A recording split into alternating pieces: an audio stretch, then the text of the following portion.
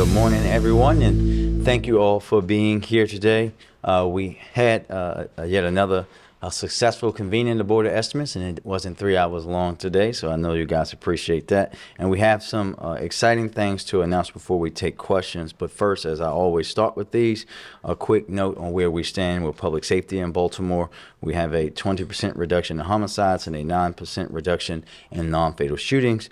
Carjackings in the city of Baltimore are down 24%, and we have seized 2,108 guns, a 10% increase over last year. And I want to thank all of our public safety partners in Baltimore, the Baltimore Police Department, the women and men who are out there seizing those guns, making those arrests, MONSE, our violence interrupters, everybody who is contributing to this decline in violent crime in Baltimore City. And now on to today's announcements.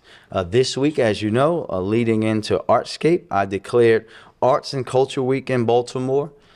We are celebrating Baltimore's artists, the unquantifiable impact they have on our community, and what my administration is doing to support the arts community in Baltimore. Yesterday, we announced an executive order establishing a new Arts and Culture Committee, and today I am incredibly excited to announce an additional ARPA investment for the arts of $6.25 million.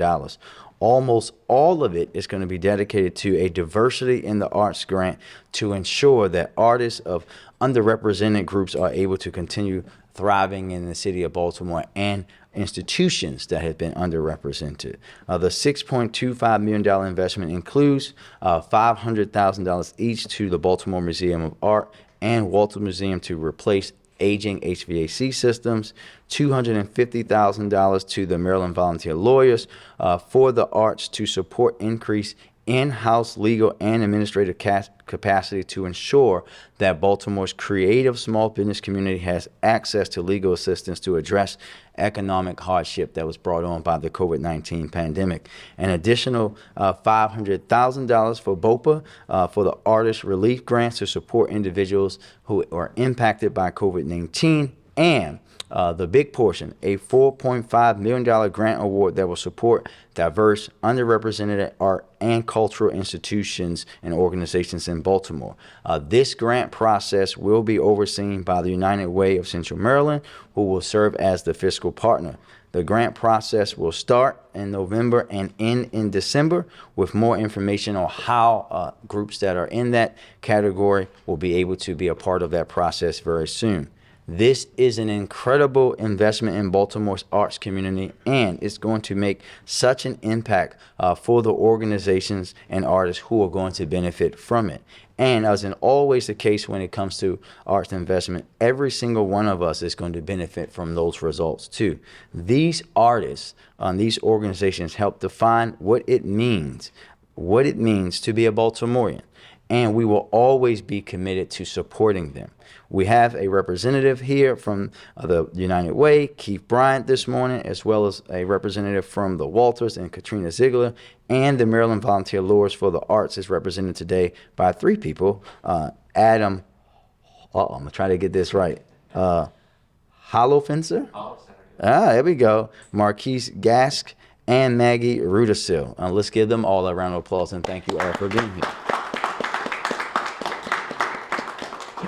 I want to shift gears really quickly in Arts and Culture Week to an important announcement about modernizing city government. This year, I charged all of our city agencies with developing and publishing annual performance plans to measure, improve, and better target the services that they provide. Publicly available performance plans for city agencies in this format are an unprecedented thing in Baltimore city government. This is a part of my administration's overall efforts to modernize and improve the way that city government works and also to increase transparency and accountability for our residents here in Baltimore. Today, I'm happy to announce that all city agencies will conduct annual plans and publish information regarding those reports on a new webpage. Agency performance plans are a best practice in many local governments across the country and have been used by cities across the world to drive a culture of data-driven decision-making and accountability.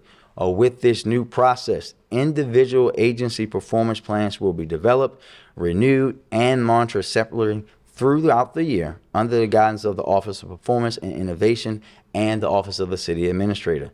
As a part of this new process, performance data will be reviewed by the leadership for all agencies more frequently than ever before to better understand when a service is meeting or not meeting our expectations so that we can work together to improve the outcomes. The purpose of this shift is to have a process in place that allows the administration, our council, residents, and all interested parties to understand if agencies are effectively and efficiently delivering services through objective data points. The city performance team is an ARPA-funded initiative and is a part of the Mayor's Office of Performance and Innovation being managed by the city performance team.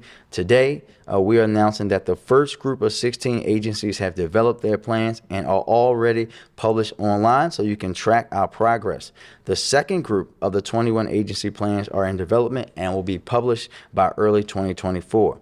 I want to take a moment here because this effort would not have been possible without the help from our city administrator, Faith Leach, the Office of Performance and Innovation, and the 16 agencies that participated in the process. We want to thank each and every one of them. Lastly, speaking to important steps to modernize our government, as you just learned from the BOE, the city's building permitting and inspection system is undergoing a complete overhaul, and we are moving to a web-based, user-friendly system. Finally, at today's BOE meeting, a approved contract with Acela Professional Services for the software design.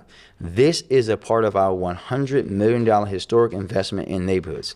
This new system will increase efficiency, make the overall process more nimble, and improve customer service. This will make it a lot easier to invest and build in Baltimore City. The inspectors will have mobile capabilities through this software, allowing them to upload photos and more. City agencies will be able to coordinate better on a cloud-based system that talks amongst the agencies, something that shouldn't be as novel as it is in city government. This is coming on the heels of DOT announcing another upgrade, moving our special events permitting process to a new online system. All of these steps are a testament to the work of my administration that we have been doing to modernize every aspect of Baltimore City government in order to make our services better and more streamlined for our residents. We started with going from paper timesheets to digital ones, and now we are moving to the big systems that we know will help make Baltimore City government more effective and more efficient. And with that, we'll get to questions. And we'll do one question per media outlet, and we'll start with WBL. WBL. Yeah, this is One, okay. Why is the Baltimore Police Department, so in the BOE just now, in the routine agenda, BOE just approved that the Baltimore Police Department can buy DJI drones, which some federal agencies, including the Department of Defense, have banned over national security concerns. Why is the Baltimore Police Department purchasing these drones? Well, we're using those drones for things that we don't want to send. We know with SWAT and things like that, we want to have the drones versus putting people in risk, and we're going to continue to do that. And as always, everything that we do, we run past our consent decree team, and we'll continue to do that as well. Why not American-made drones? We put it out for bid. We have a process here in the city of Baltimore that we have to follow by the charter, and we follow the process. And just in case you don't know, it's called lowest responsible bidder. So we cannot go around that process.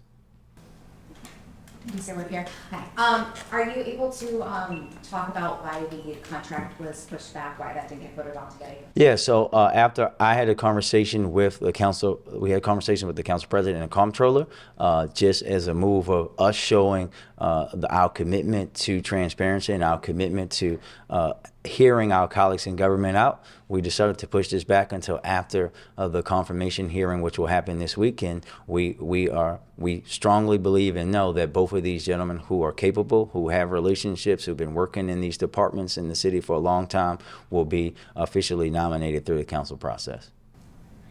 Mackenzie. And this is the moment where I say put your cell phones on silent. Go ahead, Mackenzie. We've talked about the issue of juvenile crime in the past, and I know DJS came out with a report showing that juvenile crime has been on the decline over the last decade, but not specifically when it comes to kids using guns. And Baltimore City remains an area where there is a concern within DJS.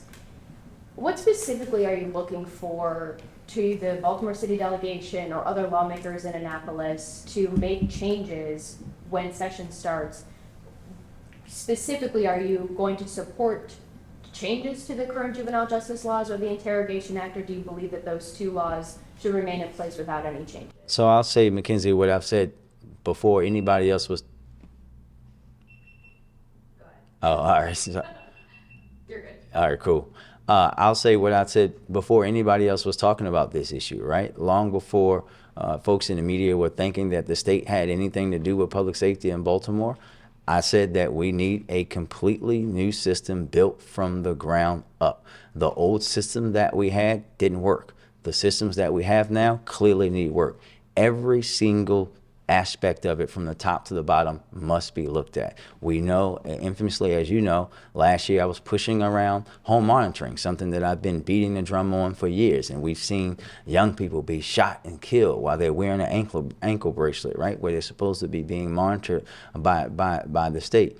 All of it. We here in Maryland, this is what I said to everybody, including DGS secretary and the governor and anybody else in the legislature and beyond, that I want to work alongside them as partners to build a juvenile justice system that works, because one that truly works, in my opinion, does not exist in the United States of America. But specifically, what are you looking for? All of it. I'm looking for us to look at every single aspect of how we deal with young people when they are caught in the justice system. All of it has to be looking at every single aspect. Does that mean you want to see those two laws repealed? That means I want us to look at every single aspect of it, top to bottom, to build a system that works. That's your last question, Mackenzie.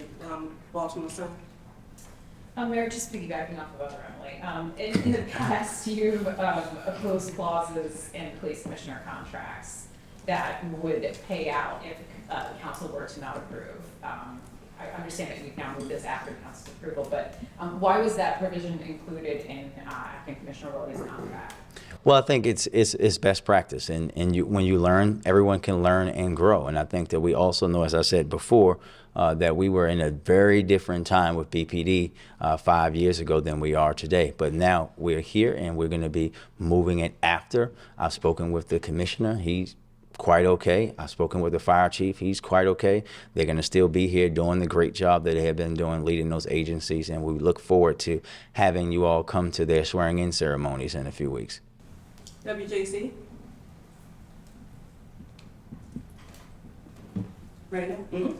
I had a question about car thefts. City Yeah. Councilman Zeke Cohen wants to have a special hearing about this. You say carjackings are down, but car thefts are up. Do you think it's worthwhile to even have a hearing about it, just to talk about what's happening instead of actually doing something? Well, I already know what's happening, and we all know, right? Like, the reality is, I was just in New York with other mayors from around the country from Clinton Global. We know that car thefts are up across the country, and we know that Hyundai and Kia are pushing it, right? So we can start to talk about things as they are. That's why myself and theirs are suing those companies, and we've been talking to our other partners about having responsibility there. But for us here, what we're going to continue to do, and this goes back to the other thing that we were talking about earlier, listen, we are making arrests around car thefts, but we're continually seeing the same people over and over and over again. What goes back to my point about working with our partners at the state, of building a system of accountability that works, understanding that young people's brains are not adult brains, and we can build a system that holds people accountable and understands human evolution as well. And just a quick follow-up. Do you have your own initiative possibly in the works to do something from your office in terms of trying to reduce those numbers? So yeah, we've been doing it, right? One, as you know, I was out handing out anti-theft locks for people with Hondas and Kias myself recently. That initiative that BPD is pushing came from my office. We're going to continue to be letting folks know about educating folks about how they can work to prevent that. But the reality is that we have to be reminded that the women and men of the BPD work for me. them when they're out there making arrests on this, on gun arrests, and making these cases that folks are pushing out, right? They're doing that at my direction. That's what we're going to continue to do. Hold people accountable, but also work on other sides, whether it's policy, whether it's through legal avenues to hold anybody that has responsibility for car thefts, for gun violence, accountable in every single way that we can. In Channel 2, Nothing? in Baltimore Banner. Did the surfacing of old charges against Chief Wallace influence your thinking about the nomination as it implies? No. Baltimore was one of the first cities to ban the box, and I think that if we're going to do that, then we all have to be respectful of that, right? I think that we have to understand that we shouldn't have been having this discussion because these things were taken off his record. If your employer at the Banner tried to do that to you, they would get in trouble, right, for doing that. And we have to understand and know if we're going to say that we're going to be a place of second chances and we're going to pass these laws where you can't talk about these things, we shouldn't be talking about them. All right. Thank you, everybody.